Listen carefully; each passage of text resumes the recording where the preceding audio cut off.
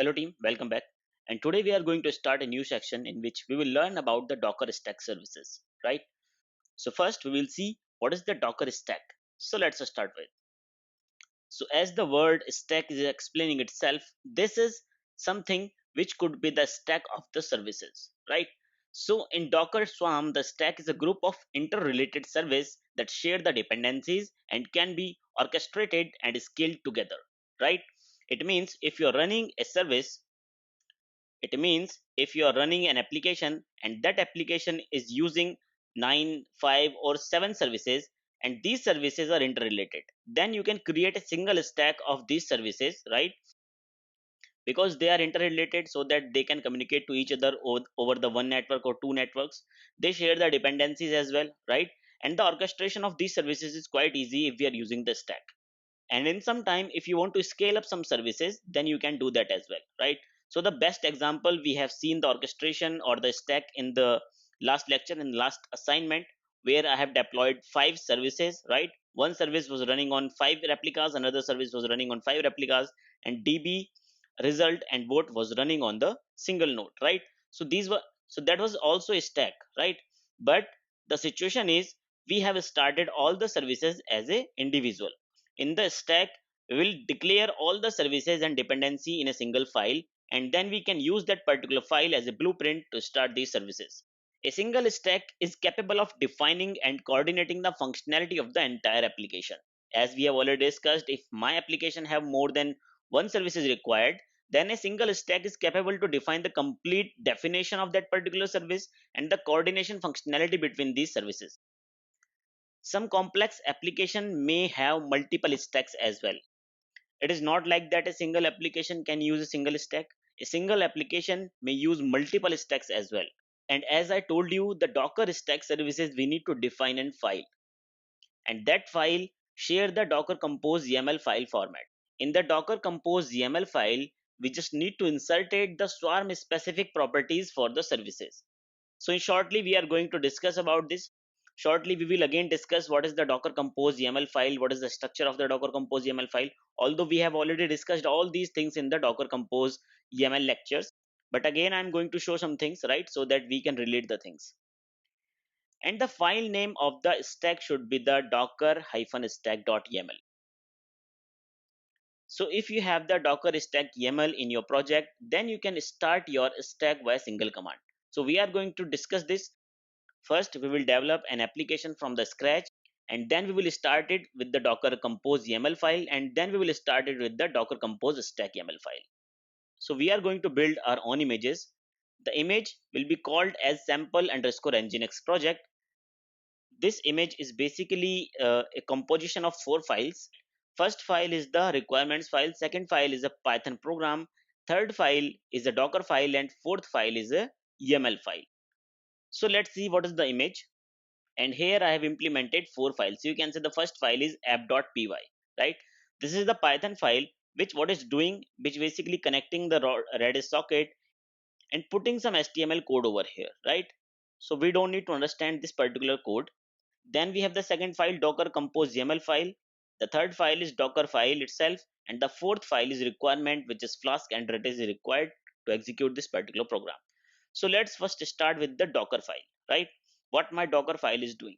So Docker file will basically first download the Python 3.7 Slim, right, from the official Docker Hub repository. Then I am defined the working directory, which is underscore app, right? Then I have copied the current directory to the app directory. Then I have installed the needed package, right? I have installed the needed package. I've installed the Flask and Python. I'm exposing this on port 80, right? And define the environment variable name equals to world, right? And I'm executing the command python app.py. So first, let's create an image for this particular project.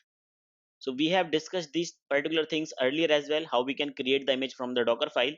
If you don't remember, then there's the command docker build hyphen hyphen tag equals to your image name dot. Dot means from the current directory, right? So we will go to the terminal, right?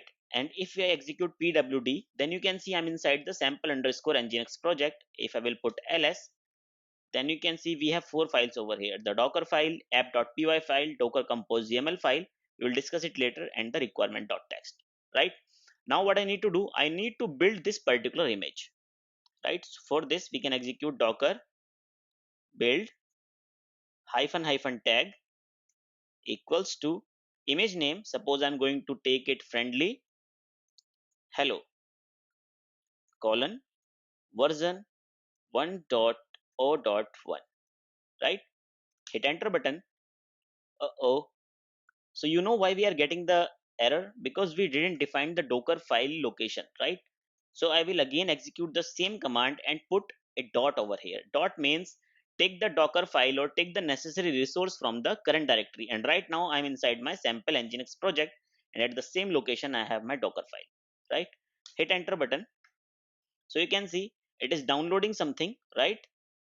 And it is working, right? So you can say step 7 is completed and image is successfully generated. See, you are getting the message as well: successfully tagged friendly hello version v1.0.1. Right, if I will put ls, if I will clear out my console and execute a command docker image ls, then you can see a friendly hello repository is being created. The tag is v1.0.1. This is the image id and created 35 seconds ago. Now what I need to do, I need to push this image on my hub.docker repository. For this, I will execute a command docker login, hit enter. Sometimes it show you this message: login succeed, without any prompt of username and password, because I just log in my hub.docker a few seconds ago from the same terminal. So it have, maybe it have saved some session, so I'm not getting that particular prompt username and password. Right, in your case you may get the prompt username and password. In the username, you need to provide the username of your hub.docker.com profile, and in the password, you need to provide the password.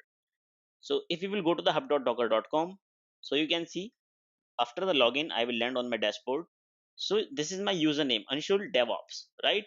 My username is not my email. So if I will go to my profile, then you can see your username is being displayed over here, right? So you need to insert this particular username to log into your hub.docker.com from your terminal. Now I need to push this particular image. How we can push an image, right? If you remember the command, you can insert it directly. Otherwise, to help you, I have mentioned that command as well. And the command is docker tag your image name, then your username, your repository, and then provide a tag, right? So we will go back to the terminal and we will enter docker tag my image name. My image name is friendly hello colon v.1.1. Then my repository name Anshul DevOps. Suppose I want to name it friendly hello only. I don't want to provide any tag, right? Hit enter. And then I will execute a command docker push Anshul DevOps, then friendly hello. Hit enter. So you can say it is preparing your image and pushing your image on the hub.docker.com. So we have to wait until until it will complete, and you can see this is complete and this is the digest. Size is this. If I will go to the hub.docker.com, move further and we will see how we can deploy a stack by the help of YAML file, right? So we are going to start with the Docker Compose YAML. Then we will move to the Docker Stack YAML, right? So first we will discuss the Docker Compose YAML. Although we have already discussed all these things in the Docker Compose tutorial, but few new tags, few new operations are basically inserted in this file, so that I'm going to discuss it, right? So let me open this particular file in my Visual Studio Code. So this is the Docker Compose YAML file. I will open this, right? So in the very first line, I need to define the version, and I'm defining the version 3. Then the new tag is services. Inside the services, I need to define my services, right? So my first service which I'm defining is the web, right? So this is the service. Before every instruction, I have put it the comment over here so that you can relate this, right? So service name defined as web. After this, we need to define the image, what image we need to download and from where we need to download it, right? So pull the image from the repository, replace the username repo tag with your own name and image details. As in my case, this is Anshul DevOps hello friendly, sorry, friendly hello latest. In your case, you can define your own username and your own image name and image tag, right?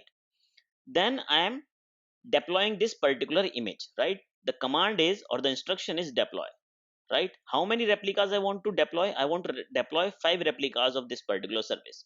So run 5 instances of this particular image as a service. This is something new, the resources.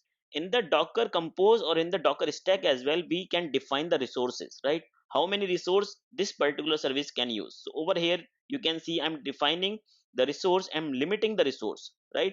So limit each one of use at most 10% single core CPU and 50 megabyte of RAM. So what I'm defining, okay, execute this service, but every task, every container which is running inside this particular service may use most 10% CPU and 50 MB RAM.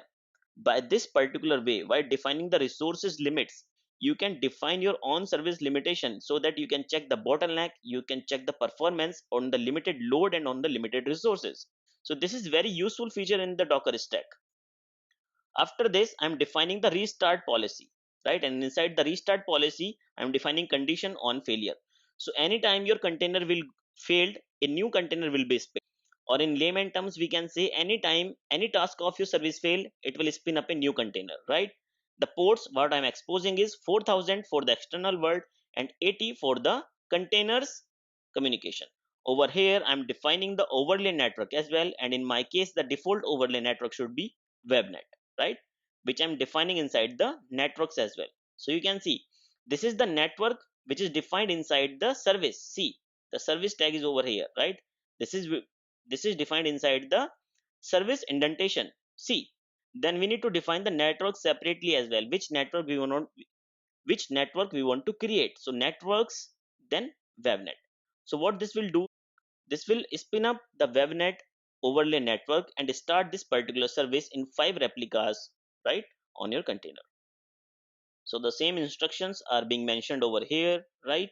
So what this will do, this will pull out the image from the repository, run 5 instances of that particular image, limiting each resource to use at most 10% of single core CPU at a time and 50 megabyte of RAM. Immediately restart container if any fails.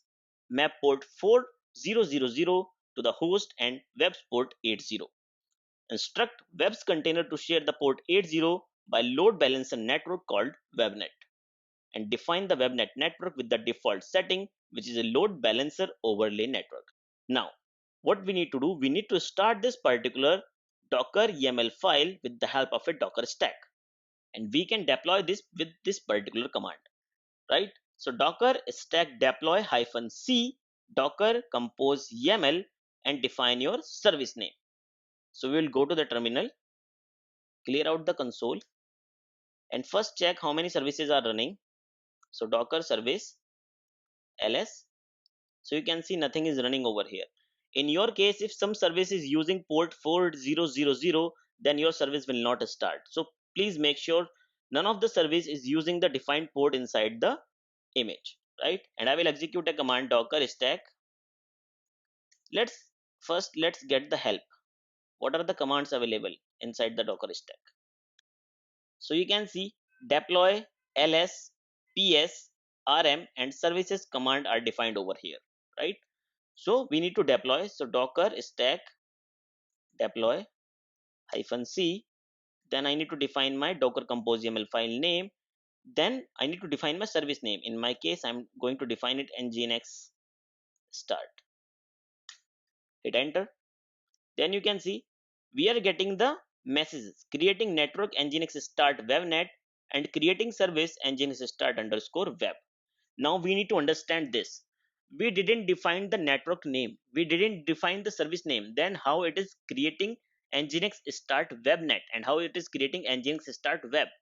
This is because the webnet is the network we have defined inside my docker compose YAML, and web is the word which I had defined inside my docker compose YAML. See, web is my service name and webnet is my network name, right? And to start the service, first we should have the network. So first it is created the nginx start hyphen webnet. Nginx start it taken from here, right? This is the stack service prefix I have mentioned over here, right? So if I will execute docker network ls, then you can see nginx start webnet swarm network is basically running over here. Clear out your console. If I will execute docker stack ls, then you can see nginx underscore start service is running in the swarm orchestration, right? So we have created the docker stack service, right? Now if you want to verify, then we have already seen this command docker service ls, right? If you want to stack name, you can execute a command docker stack service and your service name. A single container running in this service is called as task, right? So basically inside the service, every replica which is running inside the container is called a task. So we have started the service. Now let's see how many services are running. So we'll execute a command docker service ls, and you can see a single service nginx start web is running.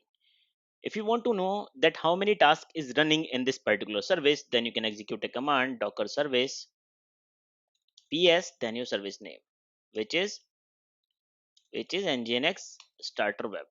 So you can see 5 tasks is running on different containers on different machines. So some are running on node 2, some are running on node 1, and some are running on node 3.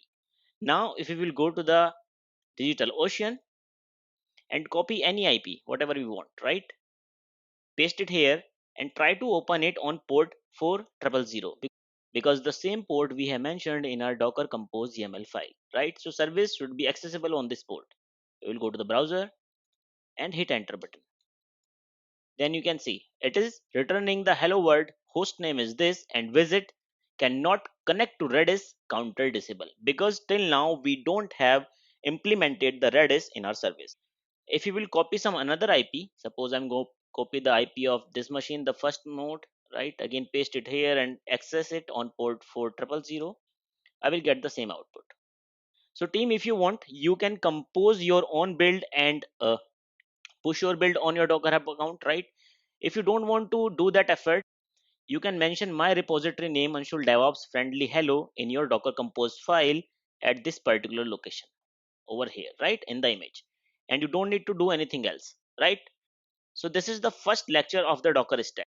Today, with the help of the Compose YAML file, we just started an application which is using some Python code.